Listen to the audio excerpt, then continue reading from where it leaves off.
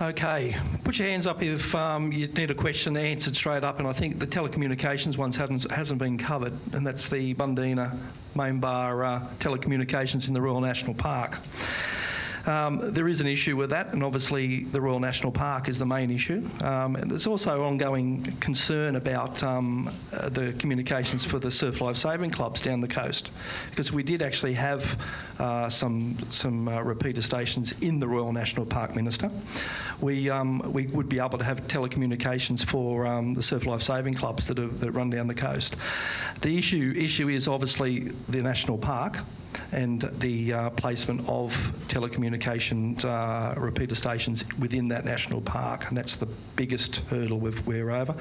We are working with the federal colleagues on that, but it's a long, arduous process, because obviously, as the Minister realises, if you find a cricket or a beetle, we're in all sorts of serious trouble. So the placement of those repeater stations is at great length discussions with Telstra and the telecommunication companies.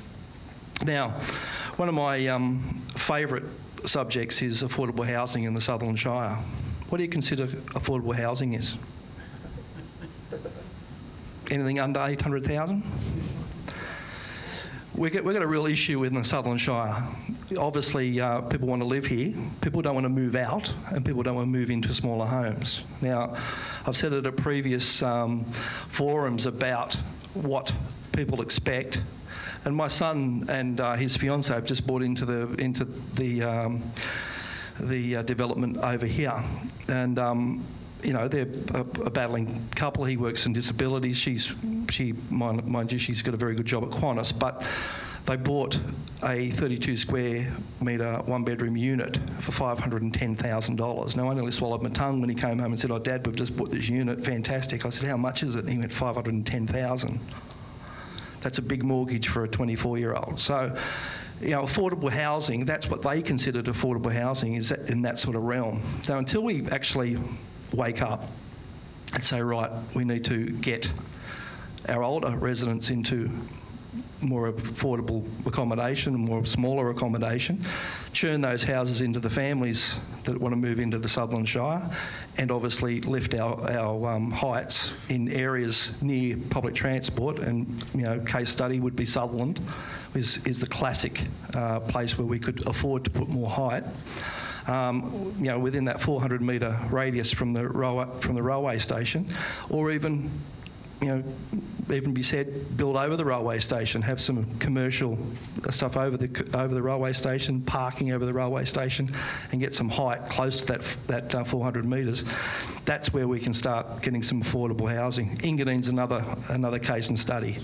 You know, it's 4-storey walk-ups. You know, we've just sold a place on the Old Princess Highway, $780,000 at Engadin for a 2-bedroom unit. Nearly $800,000 for a 2-bedroom unit on the Old Princess Highway. I've been living here for a long time, and that is just, as far as affordable, it's not affordable. So people who are living here, the people that are buying those houses are older people moving into their retirement living. Now, that's our main issue, is that we don't have enough stock for the young people wanting to buy a unit, and the only way we're going to be able to do that is by height. I know that's very controversial, and it's not very popular, but near railway stations and transport hubs is the only way we're going to be able to go to get our levels of affordable housing in the Sutherland Shire. Okay, what else have we got here? Everything you wanted to know. I'll just give you a brief background on my how I got here. I'm a qualified chef by trade. I did many years of hard slog in hot kitchens, and I realised it's a mugs game, so I got out of that and got into food sales. After I got out of food sales in the year 2000, I had an opportunity to work at the Sydney Olympics, which I was the supply purchasing manager for the Sydney Olympic Villages, which was an adventure. After that, couldn't get a job for love and money, unemployed for 2.5 years. So finally I got a gig at TAFE, teaching at TAFE. which was fantastic. And I taught at Loftus TAFE in the hospitality section for 4 years. And then I decided it's time I go out and start my own business. So I did that, which failed. So then unemployed again, went into food sales for a couple of years, and then decided, no, I'm going to get back into my own business. Been kicked once, I'll go again. So I went into a partnership with a mate of mine, and we went into a gourmet food business. It was basically imported product, and we changed the whole scenario. So all our customers that were used to imported product, we stopped giving them imported product, and it was all New South Wales and Australian sourced product. So we lost 235 customers in the first 8 months, which was a plan. Our plan was to get rid of anyone that really wanted Polish pickles. So we went out and pushed our barrow as Australian made. We bought the business, the existing business, for $165,000. And within 2 years, it was turning over $1.6 million. So Australian product can sell. So that's a clue for those who may have something to do with food, is stick to the Aussie-made stuff. There's a bit of a market out there. And again, I've always had the will and the want to be a Member of Parliament, and I've always said I'll stand in the seat that I live, and I've lived in the seat for 54 years, so I thought it's my turn. So in 2003, I stood once, missed out on pre-selection, ended up standing in the seat which is below Heathcote, called Kira. Door knocked all of Kira, which then was funnily redistributed in 2007. Half of it came into Heathcote, so I'd already door knocked it once. So I door knocked it again, and in 2011 I was successful.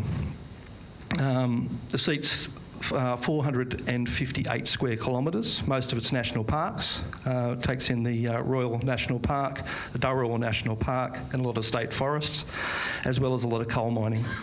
So the main industry in my seat is basically coal mining. Now, it's the best steel coal. It's the Bull Seam. It's the best steel coal in the world, and that's whether it's for good or for bad, it is the sought after coal for good quality steel making. That brings me to my seat as far as who do I represent. I've got people from the Wollongong LGA and people from the Sutherland LGA. So the people in the Wollongong LGA are very concerned about BlueScope Steel and the closing of, which I think ultimately will be the end story for BlueScope. I don't think they can compete against Chinese steel. It's just an impossibility. So all the coal mining that we're doing, it will be going into export. We won't be doing much production within Australia, and it'll be going to India and China, although China's now found coal themselves, so they don't really need ours anymore.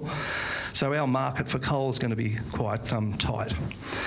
Now, some of you would have heard in the lead up to the 2011 election about CSG. My seat covers the CSG PELs which were licensed. I made a commitment to the people of Heathcote that I will not allow CSG to be mined in my seat. And over the next 4 years, I thought it was going to be easy coming into government and stopping CSG, but apparently it's not that easy when you're, again, on your own, voice in the wilderness, trying to stop something. So I stuck to my guns, got a lot of my backbench buddies to stick with me, and we basically forced, just prior to the last election, to get rid of those PELs. And my seat has got the dams that supply water to the majority of the Greater Sydney Basin. So it's the major dams, the Avon, the Cordo, Warrenora, and what's the next one? Cataract. So those dams, already have an industry under them, which is coal mining. And my argument was always to the Premier, or the previous Premier, was it doesn't need another industry. So I'm happy to say that is behind us now. So that's a major issue that I lost a lot of sleep over. Tourism in the Sutherland Shire. Now, Mark touched on one of the biggest opportunities we have, and the Royal National Park is getting some of the biggest numbers through it. And on the other side of the National Park is the Grand Pacific Drive. Has anyone gone along that? Grand Pacific Drive's become one of the icons of anybody that's got maybe a soft top car or a motorbike. So they go through the national park, basically go down the coast and follow the Grand Pacific Way down the coast. Now I think, and I'm sure the minister will stop me if I'm wrong, but it's around about the 4 million now, ish. That's what I've been told by Royal National Park, so I'll go with that. We're trying to get those numbers up, but the numbers that are going through as far as, yes, okay, what opportunities are there? We've got people of that number, even if it was half, say 2 million, people coming through the Sutherland Shire to go down the Grand Pacific Way. What are we doing to stop them on the way through? To get them to stop and have a cup of coffee, have a drink, have whatever. There's a great opportunity there, and as well as beyond, down the coast. It's one of the biggest things is, the most complaints I have is, those bloody Harley drivers. Harleys. It's hundreds of them. Hundreds of them. And who are complaining? The cafes.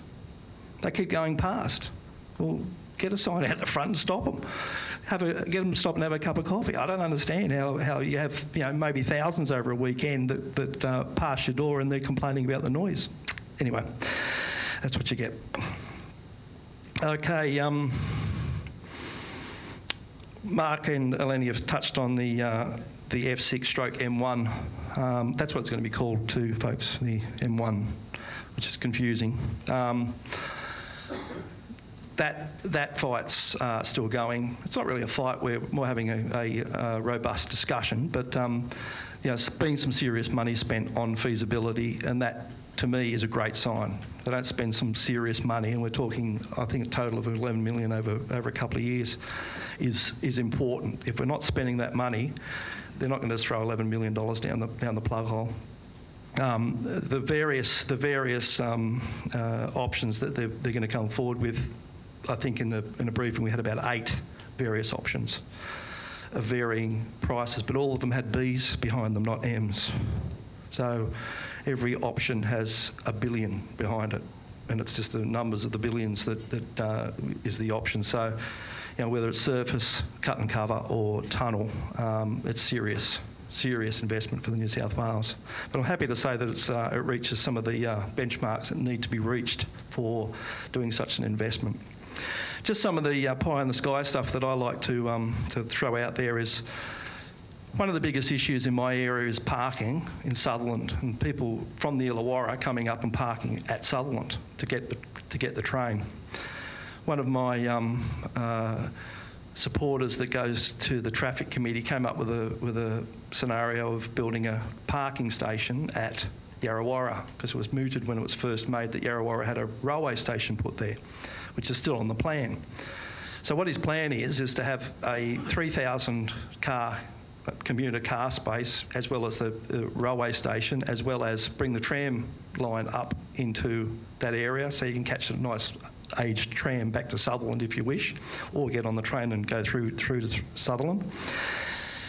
And I spoke to a few people around the village, and the interest was, what are we going to put on top of it?